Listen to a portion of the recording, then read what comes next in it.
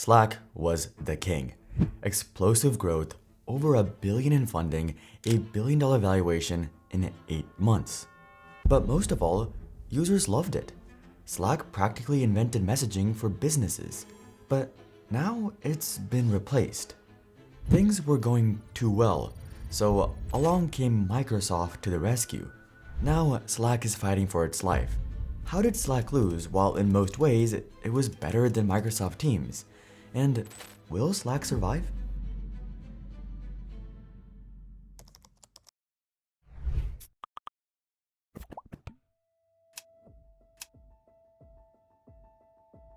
One of the strangest parts of this story is that Slack was sort of an accident.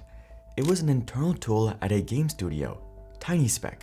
When their game failed in 2012, co-founder Stuart Butterfield had an idea. The messaging tool was really good. It was clear to Butterfield that Slack, as it was now called, was solving a problem.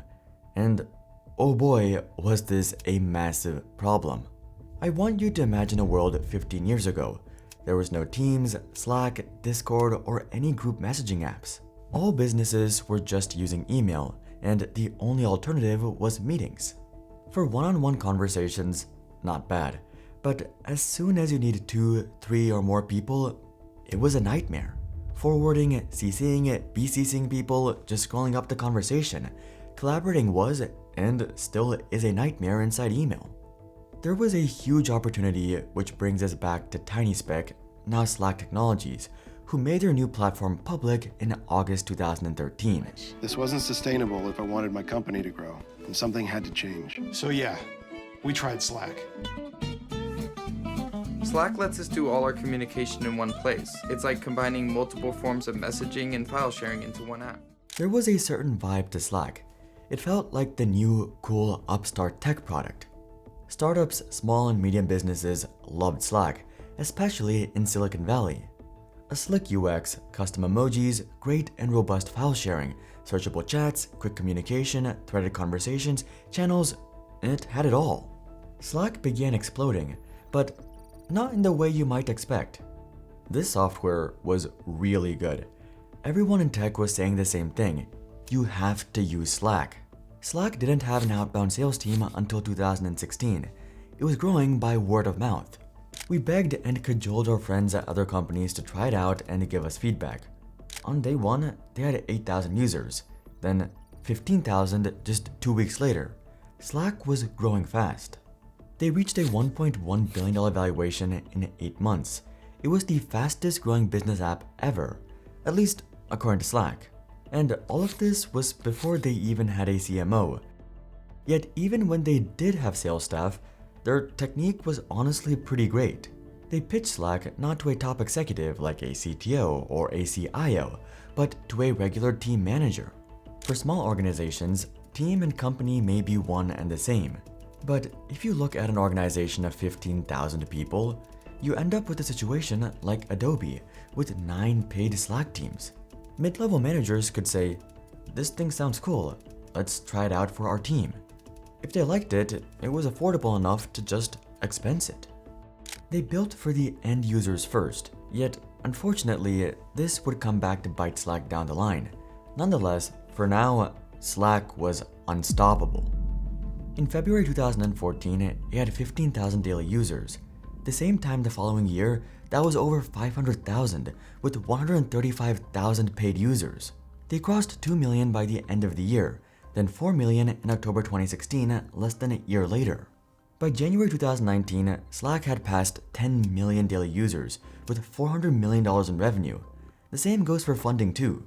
42 million in 2014, then 110 million later that year. 172 million in 2015, 208 million in 2016, 412 million in 2017, then another 427 million in 2018. They were gearing up for an IPO too. Everything was going great, at least on the outside. Behind the scenes, a huge battle was taking place, and as many stories go, it got worse when Microsoft stepped in.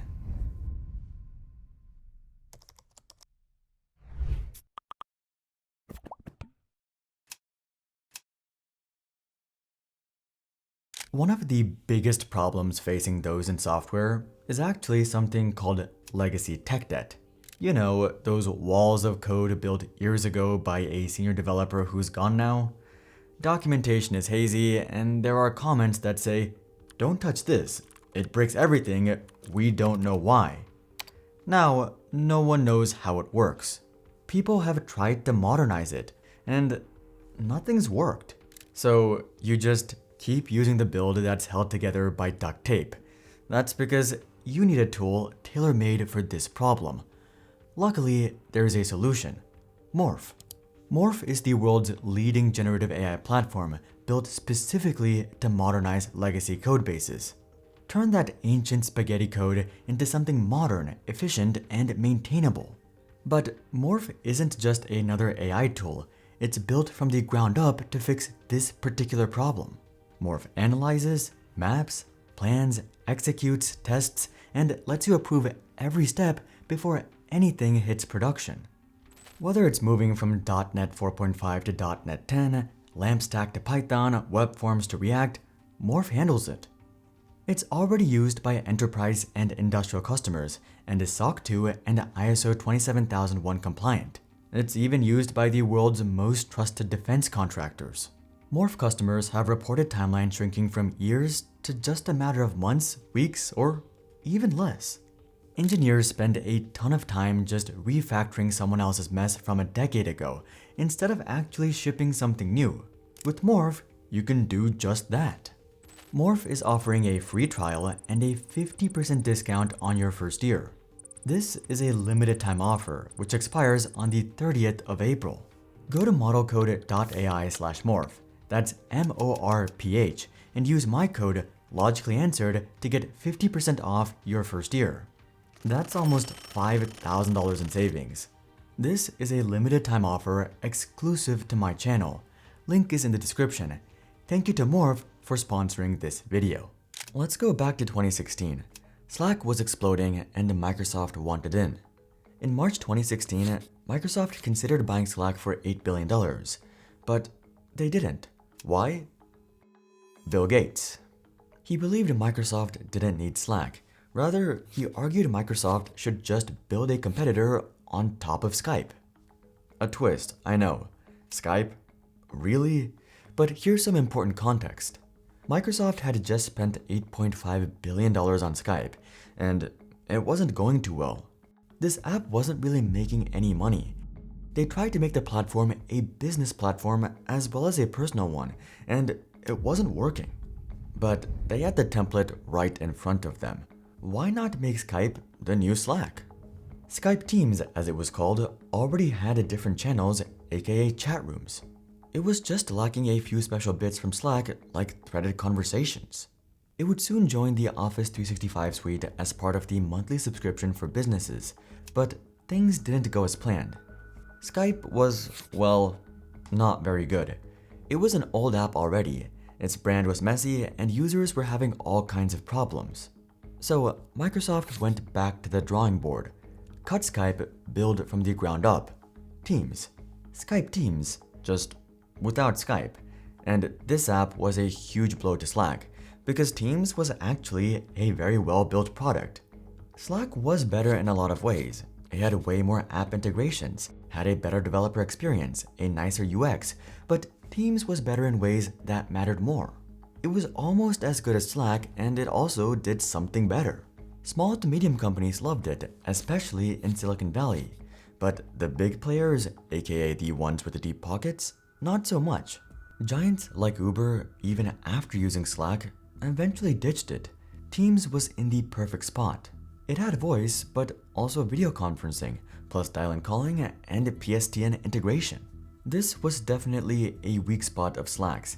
Many companies using Slack would also use Google Meet or other software, but there was more. Uber ditched Slack not due to features, but for another reason: security. Slack had done a SOC 2 audit, but didn't have compliance for PCI DSS or HIPAA. Microsoft did, and more. Teams was more secure, and for big corporations, this was very important. For some, like a hospital or bank, this was simply a hard requirement. But Microsoft wasn't just coming for enterprise, it was coming for everything. Slack was a better sell to end users and middle management. But Teams was a better sell to heads of ITs and heads of companies. Teams didn't need to be a better app because Microsoft didn't build it for the end user. The biggest difference by far was that Teams was included in 365. That's it. Teams was force installed for every Office 365 subscriber, millions of enterprise users overnight. And very quickly, managers everywhere did the math. We already have Teams in 365. Why are we paying for Slack? But this isn't the end of the story. Slack wasn't about to roll over on this.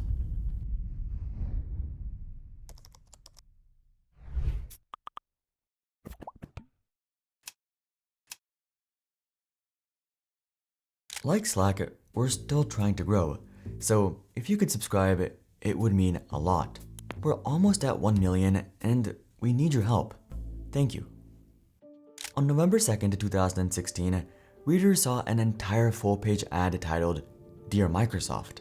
It was a long, extensive list of advice to Microsoft on how to make a good product, aka why Slack was so good. One final point, Slack is here to stay. We are where work happens for millions of people around the world. We're glad you're going to be helping us define this new product category. We admire many of your achievements and know you'll be a worthy competitor. Slack also published the same letter on their website. Slack was ready for a fight, but they were certainly a bit rattled and for good reason. Teams added 31 million daily users in a single month in 2020. For context, Slack had 12 million total. There was a great exodus. Thousands of companies were leaving the colorful UI for that bleak corporate purple knockoff. Unfortunately, their opponent had broken the rules. Instead of competing for customers by having the best product, aka the free market, Microsoft just bundled Teams with something hundreds of millions were already paying for. Microsoft didn't win people over from Slack. They were trying to kill Slack. So Slack went to war. Hey, John. Well, Slack is accusing Microsoft of violating EU competition law with its Teams messaging app in a few different ways. One, by forcing users to install Teams because it is bundled with Office. Two, by blocking its removal. And three, making some functions inoperable with rival software. So Slack essentially wants to see Teams sold as a standalone product. And guys, this is a new twist. Microsoft is reverting to past behavior.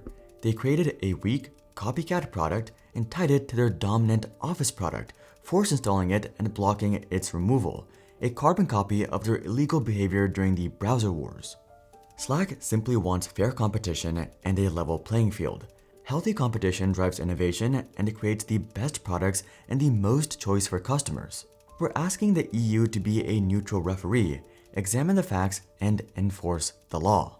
Butterfield also said, Microsoft is perhaps unhealthily preoccupied with killing us, and Teams is the vehicle to do that.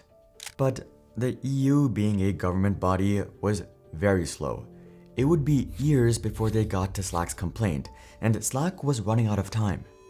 Every day, more businesses left Slack for Teams, and Slack's revenue fell. Then came an unexpected rescue.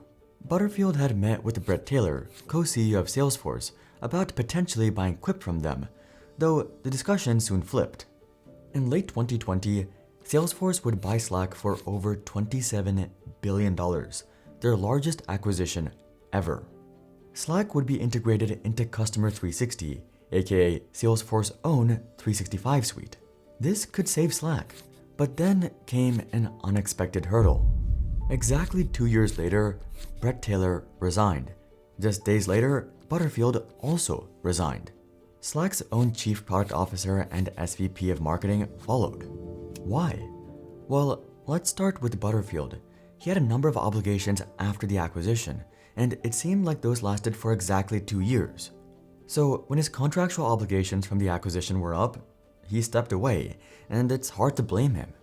Butterfield's exit also has to do with Salesforce asserting itself more with Slack, and as that happens, other long-term executives are taking the opportunity to leave. It's clear that Salesforce is taking Slack in a direction that is more aligned to extending and enabling their Customer 360 platform. Bret Taylor, though, was a bit more worrying. He was the architect of the acquisition. His vision was for Salesforce to become a digital HQ, with Slack at the center. But Taylor leaving at the same time signaled that the bet might not be working. Microsoft 365 was just too strong. Salesforce stock fell 8.3% the day after Taylor's resignation, then another 7.4% the day Butterfield resigned. The whole year, it had lost 47% of its value, and ironically, replacing Taylor was Lydian Jones, who had spent 12 years at Microsoft. Speaking of Microsoft, there was some good news for Slack at last. In 2023, the EU had finally gotten around to their investigation, and it wasn't in Microsoft's favor. But something unexpected happened.